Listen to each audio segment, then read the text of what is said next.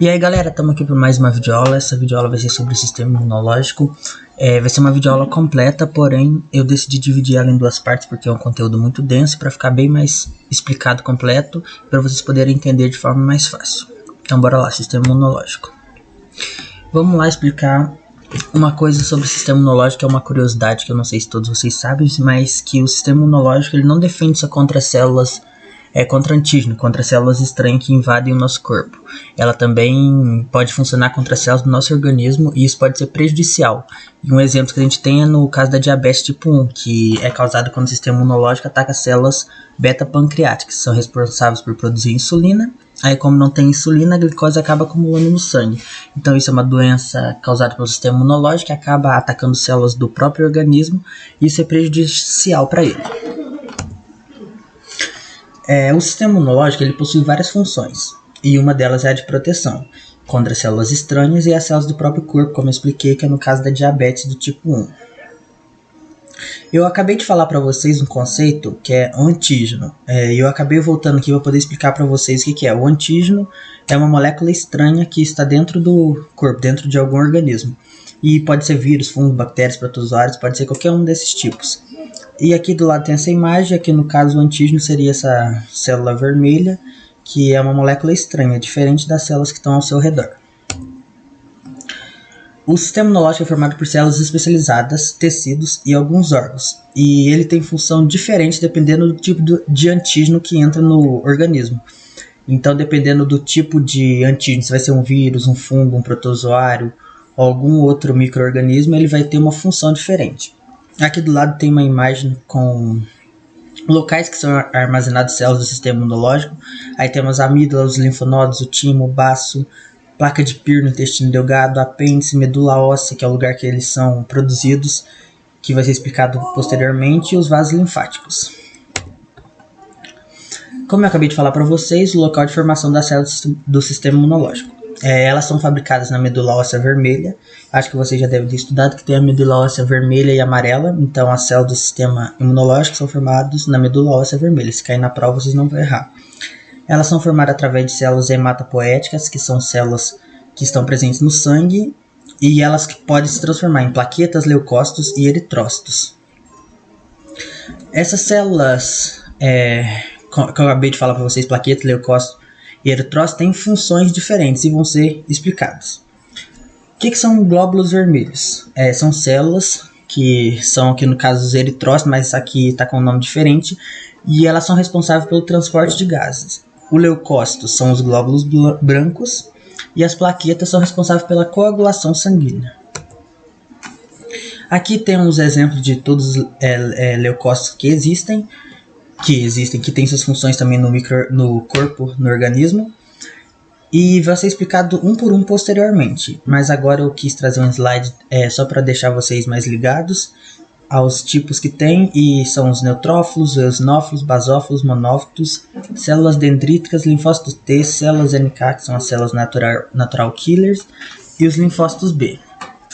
E é muito importante para a galera da área da saúde que alterações no leucócito podem indicar algum tipo de doença, algo que está errado, tem algum problema quando tem alterações no leucócitos. Além do sistema imunológico para fazer a proteção, existem outros tipos de barreiras que também auxiliam nessa proteção, que são as barreiras mecânicas, microbiológicas e químicas. As barreiras mecânicas são o muco, que podem estar presentes, por exemplo, no nariz, em secreção vaginal, espirros, que são responsáveis por fazer a proteção mecânica. A microbiológica são as bactérias normais que já estão presentes no organismo. E a química são o lisoenzima e a fosfolipase, suco gástrico, ácido gráfico no suor, que estão responsáveis também por destruir micro-organismos. Vamos explicar a primeira resposta imune, que é a inata. Vamos lá, vou começar a explicar de acordo com o slide para poder ficar mais fácil de vocês entenderem. E se vocês quiserem depois o slide para fazer anotação, eu vou disponibilizar para vocês, é só mandar mensagem no e-mail. Se o antígeno, que é uma célula estranha, supera as barreiras e entra no corpo, vai encontrar primeiramente as células que darão início à resposta imune inata, que é aquela que já vem com o ser humano, que ela não é adquirida, é a primeira forma de barreira do ser humano. E as células que darão início a essa resposta são os macrófagos, as células natural killers e os neutrófilos. Esses 3 tipos de células, que vão ser responsáveis por começar a resposta imune inata, elas possuem receptores que isso vão auxiliar na hora de destruir o micro-organismo estranho ou o antígeno. Os neutrófilos e os macrófagos possuem receptores para reconhecer inúmeros antígenos e micro-organismos. Já as células natural killer, além de possuir os receptores, também reconhecem células com alterações tumorais e com infecções virais. Então, além dela reconhecer células estranhas, elas também reconhecem células que estão alteradas do próprio organismo. Então, é uma diferença já para guardar.